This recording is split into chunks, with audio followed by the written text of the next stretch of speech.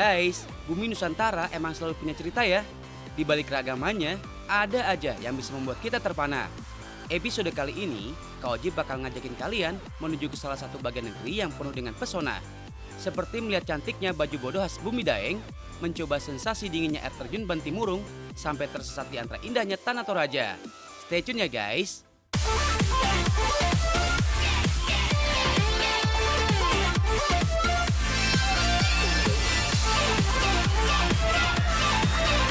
Tahu nggak sih? Nah guys, kali ini Ojib udah ada di daerah Gunung Putri Bogor. Ini ada satu workshop atau bengkel.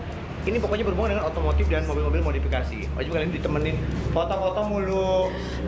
Halo guys, ini ada Ika yang nemenin Ojib mau ngelihat mobil-mobil kece deh. Nah, mobil modifikasi. Kamu tahu kan kalau mobil-mobil zaman sekarang ada tuh satu perkumpulan yang hobi banget mobilnya dimodifikasi, ya kan? Jadi keren banget dan biasanya harganya. Nah ini tadi udah lihat kan mobil-mobil antiknya salah satunya ini keren banget. Cuman kamu tahu nggak bedanya kalau di sini mobilnya nggak bisa jalan? Oh, nggak bisa jalan? Nggak bisa jalan. Oh dia cuma dua lagi. Cuma dua? Nah ini yang punyanya nih. Oke. Mas Hendra apa kabar? Nah Mas Hendra kenalin ini Ika. Nah ini yang punya ini Mas Hendra nih. Mas jadi ini bisnisnya tuh gimana sih? Jadi kita emang berawal dari bengkel mobil, motor, akhirnya sekarang kita punya divisi baru tuh interior, cuman perbagian untuk mobil. Oke, berarti ngambil dari bagian-bagian mobil, kemudian jadikan contohnya let's say kayak sofa gitu ya. Bisa bagian apa? Depannya? Belakang. Depan atau belakang tuh. Jadi bagian mobilnya diambil gitu, jadiin sofa gitu Kak. Dijadiin sofa ya? Nah, di sini pembuatannya di sini juga. Di sini. Cuma rata-rata pakai mobil yang antik itu. Bentuknya bentuk antik. Oke. Nah, kayak mobil yang belakang ini nih. Wah, gila sih ini gokil keren banget. Ini mobil apa sih, Mas Hendra? Ini basicnya Toyota Corona 80-an. Oh, 80-an. Bentuknya kita rubah jadi seperti Bugatti Veyron. Oh, jadi udah dimodif lagi. Dimodif Oke, lagi. tapi ini bisa jalan ya? Nah, jadi di sini ada mobil yang bisa jalan juga, ada yang nggak bisa jalan. Yang tadi rodanya ada dua, bisa didudukin sofanya. Pembuatan di sini juga. Oke. Kita intip yuk. Intip Ini yuk. gimana? Nah, proses pembuatan seperti apa sampai nanti hasil akhirnya seperti apa? Kita penasaran. Lewat mana, Pak? Lewat sana, ayo. Let's go.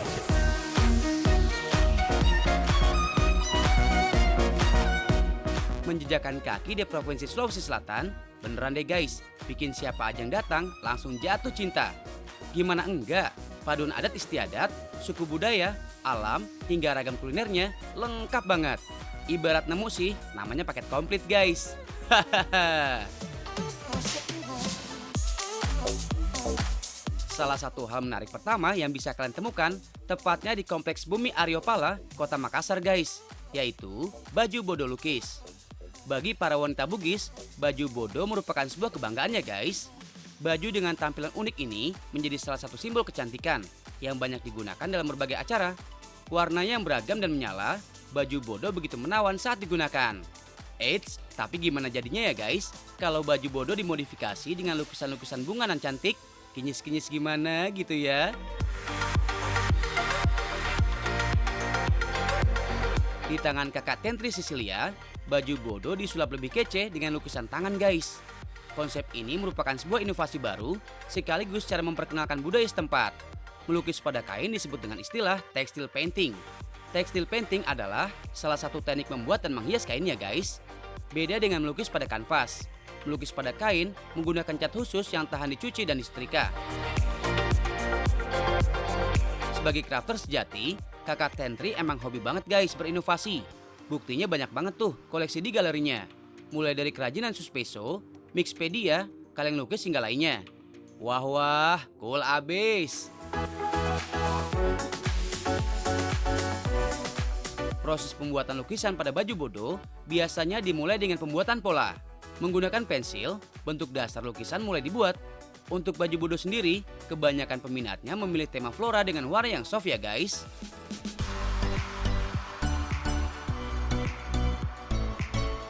Setelah pola lukisan jadi, dilanjutkan dengan pewarnaan guys. Untuk jenis cat yang digunakan yaitu cat khusus. Menyesuaikan dengan media yang akan digunakan seperti media gelap, transparan, atau soft. Karena baju bodo berbahan dasar kain organdi yang memiliki pori-pori yang cukup padat, tidak ada teknik khusus dalam mewarnai guys. Mix and match adalah kunci agar tampilan lukisan semakin cantik. Guys, pada dasarnya seni lukis pada kain sudah dikenal di Indonesia sejak dulu, yang diaplikasikan pada kain batik. Hanya saja, proses pembuatan motif batik lebih kompleks dengan unsur budaya yang sangat kental. Proses pembuatan lukisan batik juga membutuhkan sejumlah tahapan yang panjang, mulai dari sketsa pola, pencantingan, pewarnaan, hingga pelorotan. Just info ya guys, pada tahun 2000-an, baju lukis pernah eksis dan menjadi tren tersendiri oleh para wisatawan di Pulau Dewata, Bali. Kebanyakan baju-baju lukis yang dibuat pada saat itu memiliki gambar yang bertemakan budaya dan lambang para dewa.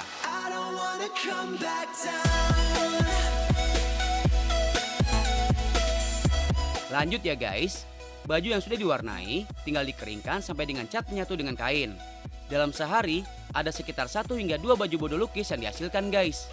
Untuk harga tiap satu lukisan baju bodo ini disesuaikan dengan kerumitan gambar, mulai dari 200.000 hingga 400.000-an.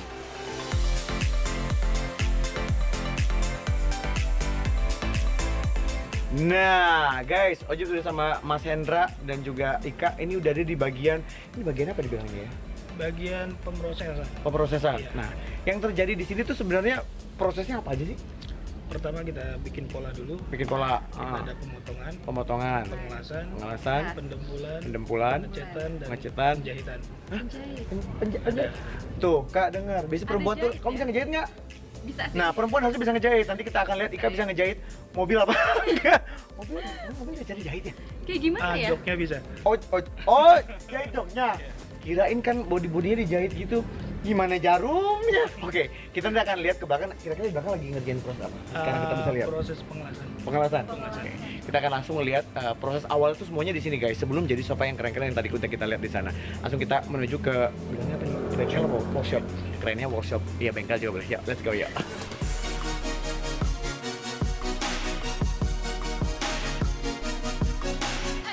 Dari kota Makassar, kita geser sedikit juga guys ke arah Maros. Sebagai salah satu kabupaten di Sulawesi Selatan, keindahan alam Maros nggak perlu diragukan lagi guys. Dijamin catch to the max alias catch yang maksimal. Maros dianugerahi oleh jajaran tempat wisata alam dengan pemandangan yang spektakuler. Selain dikenal dengan bebatuan kars yang menjulang, ada nih salah satu lagi ikon wisata Maros yang nggak pernah sepi pengunjung. Ini dia guys, air terjun Bantimurung.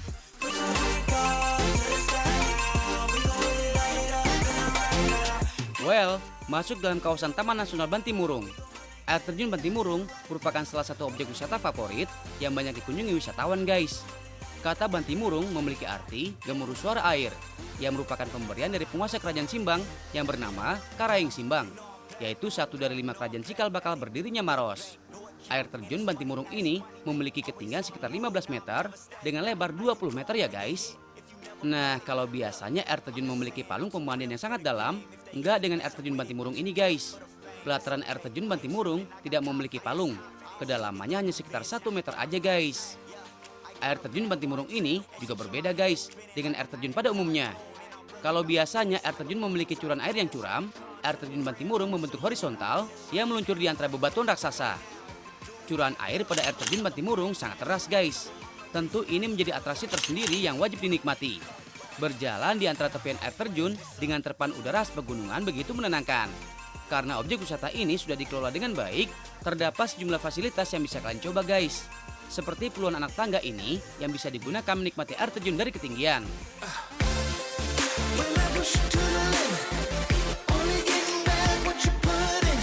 Kegiatan seru lainnya yang banyak dilakukan oleh pengunjung yaitu mencoba kesegaran air terjun. Tak sedikit dari wisatawan yang mandi dan membangun kualitas bersama dengan keluarga dan sahabat terkasih ya guys. Karena berada di sekitaran perbukitan kars yang tinggi dengan topografi hutan tropis yang lebat, tentunya cuaca dan suhu air sangat dingin guys. Jadi jangan lama-lama ya guys mandinya. Oh ya guys, ngomongin tentang dingin nih, kalian tahu nggak sih kenapa kalau cuaca dingin jumlah bagian tubuh bisa mati rasa atau dikenal dengan istilah baal atau kebas? Namanya siapa? Faris. Faris. Agil. Agil. Milda. Milda. Nita. Nita. Kamu namanya siapa? Galuh, Galuh. Cici, Siapa? Cici, Cici. Cici.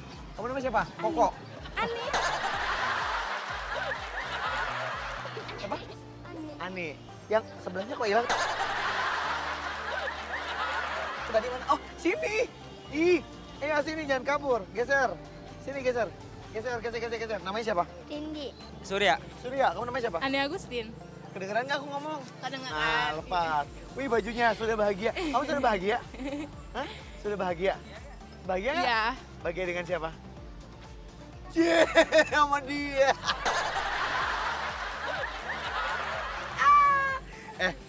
Aku mau nanya deh. Kenapa ya kalau udara dingin, tuh jadi mati rasa? Ya nggak tahu tuh. Kenapa sih? Kok bisa kayak gitu? Nggak tahu. Karena nggak ngerasa apa-apa jadi mati rasa. Sama kayak hati ya? Oh iya Iya, bener ya? ampun. Ya, bener ya? Bisa. Kalau kita nggak ada perasaan kan, jadinya kayak mati rasa aja gitu ya? Jadi gini, apa sih, jadi kedinginan, jadi mati rasa gitu-gitu Iya, deh itu pokoknya. pertanyaan aku. Iya jadi gitu pokoknya mah. Ya gara-gara kedinginan. Iya, kira-kira kedinginan. Hah? Darahnya beku. Karena darahnya Beku. kenapa bisa beku? Nggak tahu. Dingin. Karena dingin. Oh, jadi kalau kedinginan darah kita membeku. Iya. Begitu jadinya Tuh jadi apa mati namanya? rasa. Iya, mati rasa. Oh, Karena perbedaan suhu, jadi tiba-tiba tuh kayak menggigil. menggigil. Tuh jadi dari menggigil jadi mati rasa. Nah, ada beberapa mungkin ya entah syaraf atau urat apapun yang saya nggak ngerti, tiba-tiba fungsinya berubah. Mungkin ada syaraf atau urat yang saya nggak mengerti itu berubah gitu ya. Kayaknya kalau kedinginan aliran darah jadi nggak lancar gitu. Jadi Oh, karena kedinginan? iya, aliran darah nggak lancar. Aliran darahnya Jadi nggak kita kayak ngerasa kaku atau Kayak kaku atau mati rasa gitu Jadi ya. penyebabnya adalah karena aliran darah yang Iya, nggak lancar. nggak lancar. Pernah nggak mati rasa? Belum pernah, Oh, belum pernah. Kamu kelas berapa? kelas 6. 6 SD? Oh. Pantes hatinya belum pernah mati rasa, belum kenal cinta. Jadi kulit baal mati rasa akibat cuaca dingin itu biasa disebabkan karena pembuluh darah yang menuju ke kulit itu menyempit sehingga akan terjadi gangguan sirkulasi darah di kulit. Makanya itu bisa membuat baal, mati rasa, kram-kram dan lain-lain. Guys, gejala mati rasa atau baal bisa datang tiba-tiba ya. Pengaruh cuaca yang terlalu dingin akan memicu kulit tidak bisa memaksimalkan aliran darah, sehingga terjadi sejumlah gejala seperti kesemutan dan mati rasa. Kalau hal ini terjadi, segeralah untuk membuat tubuh hangat dan bergerak sesering mungkin.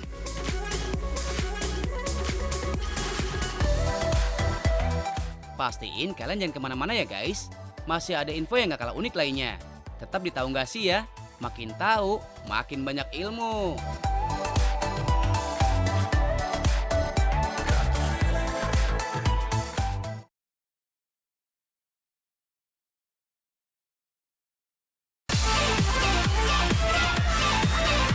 Tahu nggak sih? Yes, kita dari bagian workshopnya. Ini di depan kita udah intip dulu ya. Ini prosesnya, ini pengelasan ya? Iya. Ini pengelasan. Ini bagian body, bagian mananya nih, Mas Hendra? Bagian kulit. Oh, nah, cuman saya penasaran nih, Mas Hendra. Ini kan mobil-mobil apa ya? Mobil zaman dulu gitu ya kayak. Nah, ini berarti ngabisin berapa banyak mobil? Kan tadi dipotong-potong tuh.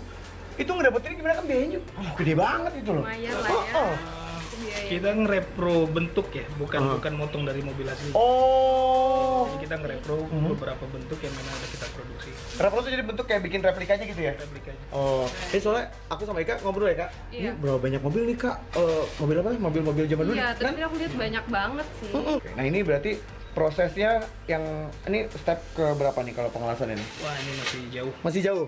Berarti guys kurang lebih prosesnya ini tempat di workshop inilah dari pengelasan, pengecatan, bikin pola sampai jahit semuanya di sini. Oke. Kita di sini agak kurang aman soalnya lihat cahaya dan lain-lain. Sama satu lagi panas ya. Kita akan ke dalam, kita ngobrol dalam aja ya. Oke, let's go. Jalan-jalan kita masih lanjut guys. Kalian pasti sering mendengar nama Toraja kan? That's right guys. Toraja adalah 2 kabupaten yang terdiri dari Tanah Toraja dan Toraja Utara yang masuk dalam Provinsi Sulawesi Selatan. Untuk bisa mencapai tempat ini, kalian membutuhkan waktu sekitar 8 jam menggunakan jalur darat dari kota Makassar.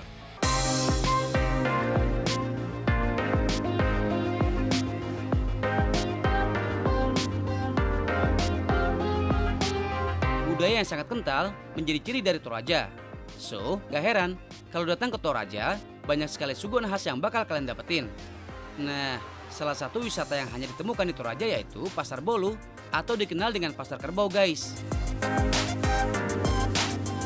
Berada di Poros Lantepau, Kabupaten Toraja Utara, Pasar Bolu menjadi daya tarik tersendiri guys.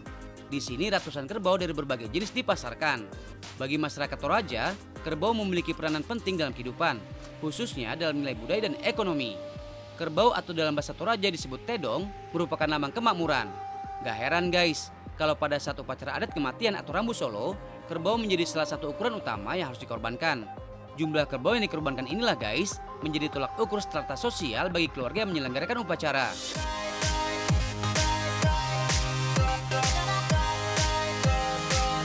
Guys, berbicara tentang Pasar Bolu, sejak zaman old, kebiasaan jual beli kerbau sudah dilakuin oleh masyarakat Toraja. Berikut ada beberapa fakta tentang pasar kebanggaan masyarakat Toraja ini.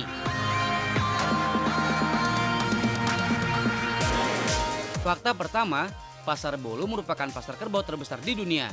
Setidaknya ada 500 kerbau yang diperjualbelikan tiap Pasar Bolu diadakan ya guys. Fakta kedua, harga kerbau Toraja jauh lebih tinggi dengan kerbau yang ada di daerah lainnya. Kerbau Toraja dibagi dalam beberapa jenis guys, seperti kerbau saleko atau kerbau bule, kerbau bonga, kerbau teken langit, kerbau balian, dan kerbau yudu atau kerbau biasa. Harga tiap kerbau bervariasi ya guys, mulai dari 30 juta bahkan mencapai miliaran rupiah. Fakta selanjutnya yaitu kerbau jenis saleko yang memiliki warna albino hanya ditemukan di Toraja, yang dikenal sebagai plasma nutfah yang secara genetik hanya ada di Toraja sejak dulu. Fakta terakhir, kalau biasanya memelihara kerbau hanya ditempatkan di kubangan, tidak dengan masyarakat Toraja guys. Kerbau dirawat sebaik mungkin bahkan diberi shampoo. Hal ini karena kerbau dianggap sebagai hewan yang sakral guys.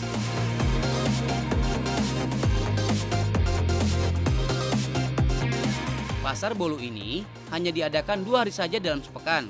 Di sini, para peternak kerbau akan berlomba menawarkan tiap kerbau yang dibawa ya guys. Di Pasar Bolu ini, para calon pembeli akan mengecek langsung kondisi kerbau yang diinginkan. Kalau jadi, transaksi jual beli bisa dilakukan di tempat. Pembayaran langsung diberikan pembeli kepada penjual dan kerbau pun siap untuk dibawa pulang. Namanya siapa? Rian namanya. Rian? Iya. Rian. Namanya siapa? Ferdian. Ferdian. Rian Ferdian. Nina. Nina. Nina Blackpink. Bukan. Bukan. Kamu namanya siapa? Novi. Novi. Iya. Kamu kelas berapa? Kelas 3 SMA. 3 SMA. Iya. Sama juga? Iya. Maya, Maya. Kamu? kelas 3. Kelas 3. Kamu? Mayusa, Mayusa. Ini kalian asli orang mana? Ciawi. Oh Ciawi. Oh Ciawi. Oke. Suka nonton tahu nggak sih? Suka. Suka? Suka. Oh suka banget. Oh. Sama aku suka nggak? Fajar. Fajar. Nama saya Muhammad Akbar, adiknya Fajar. Oke. Kamu namanya siapa? Namanya Intan Naila. Intan. Hima Elisa. Hima. Nah, Oh. Kalian tahu Toraja nggak? Toraja enggak. salah satu daerah di Indonesia. Pernah dengar nggak? Enggak. Suku Toraja. Enggak. Nah, Toraja itu punya rumah. Rumah khasnya Toraja. Tahu nggak sih namanya apa? Ada di pelajaran SD. Namanya apa? Namanya apa ya? Kadang saya ingat, kadang lupa gitu. Iya, kadang suka waktu itu pernah kan baca-baca buku kayak gitu pengetahuan, cuman saya nggak tahu tuh maksudnya. Oh gitu.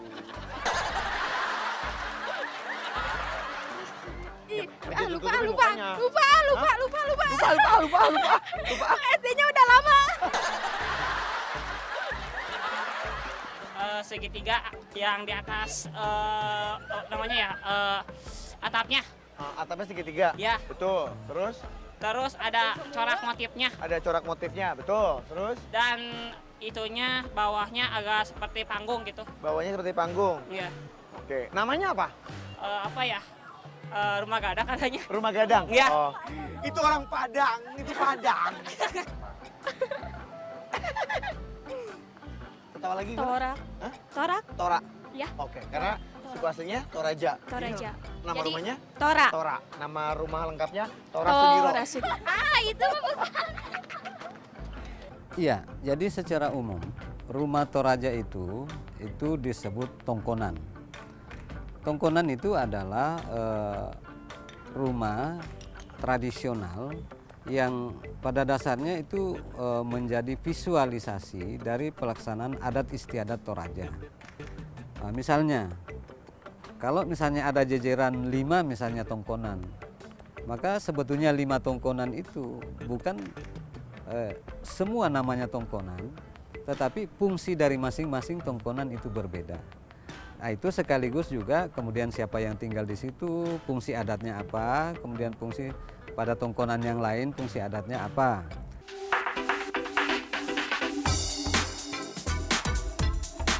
Guys, salah satu tempat buat kalian yang ingin melihat keunikan tongkonan, tepatnya ada di desa adat Ketekesu ini guys. Berada di Kampung Bonoran, Kelurahan Tikuna Malenong, Toraja Utara. Kalian bakal disuguhkan jajaran rumah tongkonan yang masih kokoh berdiri ya guys. Ketekesu ini merupakan satu dari sekian banyaknya desa adat yang sangat populer di tanah Toraja guys. Di sini kalian bakal dimanjakan oleh pemandangan desa yang sangat indah. Hamparan persawahan yang luas dengan sejumlah perbukitan menjadi latar belakang tersendiri guys di Ketekesu. Rumah-rumah tongkonan yang ada di Ketekesu ini diperkirakan memiliki usia lebih dari 300 tahun. Tampak pada dinding-dinding tongkonan ini dihiasi ukiran dan tanduk kerbau yang mewakili status pemilik rumah. Semakin banyak dan semakin tinggi tanduk dipajang, semakin tinggi juga status sosial pemilik rumah. Secara posisi guys, rumah-rumah tongkonan ini dibangun menghadap utara dan berdepanan dengan lumbung. Hal ini karena masyarakat Toraja percaya bahwa para leluhur mereka menetap di utara. Dalam tiap tongkonan, setidaknya ada 60 jenis ukirannya guys, mulai dari depan, samping, dan belakang tongkonan. Tiap motif ukiran khas tongkonan mengandung makna, seperti lambang kesejahteraan bagi masyarakat Toraja, lambang kemakmuran, dan harapan untuk senantiasa hidup rukun.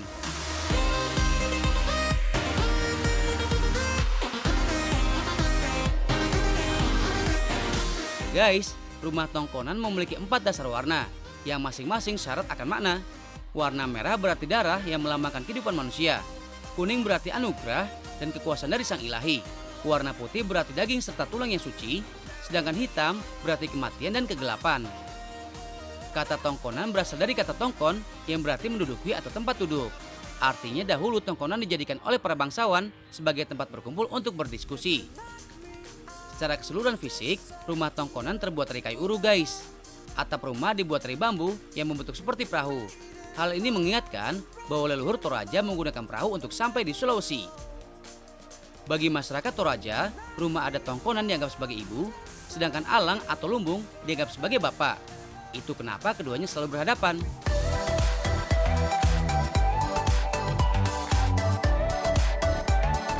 Selain bisa menikmati keindahan rumah tongkonan, kalian juga bisa guys mencari oleh-oleh dan souvenir khas yang ada di Ketekesu ini. Gimana? Referensi wisata yang unik bukan?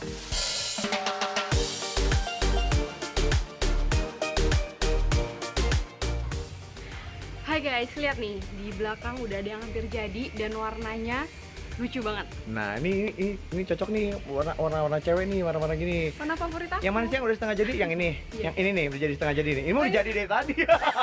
Mas Hendra mau udah jadi. Mas, ini yang belakang emang kata Ika bilang ini udah hampir setengah jadi gitu apa gimana? Iya, ini untuk proses pengecatannya udah kelar, tinggal perakitan jok sama lampu-lampu pelengkapan. Oh, lampu sampai segala macam. Nih kita lihat bagiannya nih guys. Nah, ini nanti akan dipasangin lampu. Terus kayak plat nomor mobilnya ada nggak sih biasanya? Ya, nanti brand workshop kita. Oh, brand workshopnya ditaruh di sini juga. Jadi sedetail itu. Jadi nggak cuma sofa aja, tapi benar-benar ada lampu sampai list-list yang stainless steel gitu-gitu ada ya. Ah, krom-krom segala macam. Jadi emang ini proses seperti ini nih. Warnanya ini jenis mobil apa? Cadillac juga nih? Cadillac juga. Oke. Jadi warnanya emang Cadillac tuh terkesan warnanya emang ngejreng gitu ya. Lebih bagus ngejreng daripada gelap. Nah, Kak, cocok nih buat di rumah nih. Aku mau. Nah, kan warnanya cewek banget kan, jadi tinggal nunggu Iya, iya. sekitar, tadi Mas Anda bilang sekitar 3 minggu sampai 1 bulan. Kalau aku belum bisa, nggak muat, nanti kalau aku pakai ini, aku tidurnya di luar rumah, kegedean sofanya. Mas Hendra, di depan tadi kan ada tempat sofa yang kita itu loh, yang warna orange tuh keren banget tuh. Itu kayak gelap juga atau apa sih? Itu Chevrolet Impala 62. Apa namanya? Chevrolet Impala. Impala. Itu tahun berapa? Tahun 62. Wah, foto Ika udah lahir nih, 62. Udah lahir kamu kan? Untuk orang tua kita juga belum lahir iya, kayaknya. Itu jadi ada mobil kita akan lihat di dalam sana ya, kita lihat ya. Yuk, let's go, kita menuju ke sana.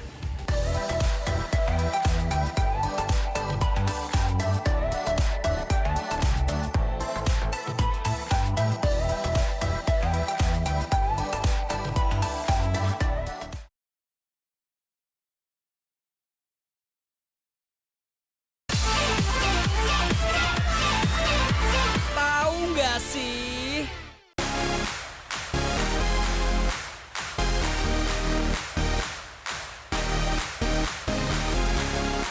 Oh ya guys, mumpung masih ada di Toraja, kayaknya kurang gimana gitu kalau nggak nyicipin menu khasnya. Ada guys, satu olahan Toraja yang wajib pin kudu banget buat kalian cobain. Papyong manuk sulaburak. Memadukan daging ayam dengan sejumlah bumbu khas, menu yang satu ini jadi primadona guys di Tanah Toraja. Buat kamu yang penasaran dan mau nyoba di rumah, catat bahan-bahannya ya guys. Terdiri dari daging ayam, parutan kelapa, daun bawang, cabai katokan, bawang merah, bawang putih, dan sejumlah pelengkap lainnya.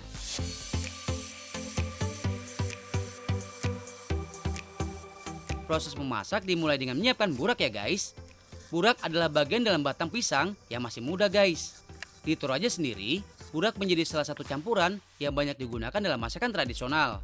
Rasanya yang gurih dengan tekstur yang lembut, dipercaya mengandung serat yang tinggi. Lanjut dengan mengiris bawang merah dan bawang putih. Tambahkan daun bawang sebagai penambah aroma. Masukkan irisan cabai katokan, jahe, dan serai. Cabai katokan adalah cabai khas Toraja yang banyak ditanam. Di balik bentuknya yang bulat, cabai katokan memiliki tingkat kepedasan 3 kali lebih tinggi dari cabai pada umumnya guys. Pengolahan cabai katokan kebanyakan hanya diiris-iris saja ya guys, untuk memberikan sensasi pedas pada tiap masakan. Dibandingkan dengan Pulau Jawa, masakan khas Toraja tidak menggunakan santan guys. Masyarakat Toraja lebih memaksimalkan penggunaan rempah yang disatukan sejumlah hasil alam lainnya. Masyarakat Toraja lebih suka dengan olahan yang sedikit pedas. So, itulah kenapa dalam masakan Toraja jarang sekali menambahkan gula sebagai penambah cita rasa. Untuk papyong sendiri banyak jenisnya guys, mulai dari ikan, daging, hingga ayam. Proses memasak papyong terbilang unik. Setelah bahan-bahan semua siap, dilanjutkan dengan mengaduk burak dengan bumbu hingga tercampur rata. Proses ini langsung diaduk menggunakan tangan guys. Reaksi ini akan mempermudah sayuran lebih cepat matang pada saat dimasak nanti. Jika sudah, campurkan daging ayam dan aduk sesaat ya guys.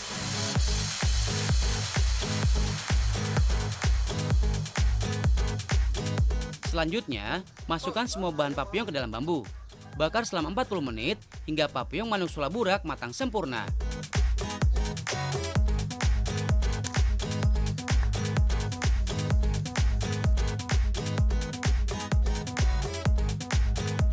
Kemudian, sajikan guys. Selain nikmat, kandungan burak atau batang pisang sangat bagus untuk kesehatan ya guys. Batang pisang mengandung serat yang sangat tinggi, sehingga sangat baik untuk melancarkan pencernaan dalam tubuh. Buat kalian yang lagi diet, batang pisang juga baik loh guys, untuk mempertahankan berat badan. Menikmati kelezatan olahan khas Toraja ini emang enak banget ya guys. Apalagi ditemenin dengan nasi panas, dijamin mantul. Mantap betul.